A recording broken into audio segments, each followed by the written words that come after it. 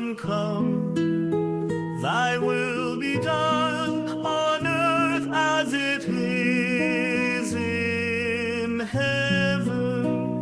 Give us this day our daily bread, and forgive us our trespasses, as we forgive those who trespass against us. And lead us not into temptation, but deliver us from evil.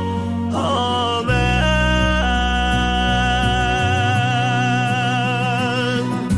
Hail Mary, full of grace, the Lord is with thee.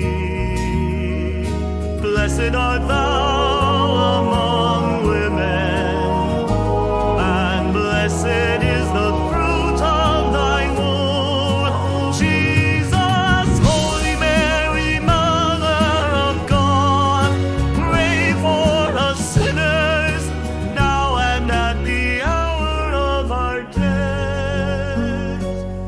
Amen. Glory be to the Father, and to the Son, and to the Holy Spirit, as it was in the beginning, is now, and ever shall be,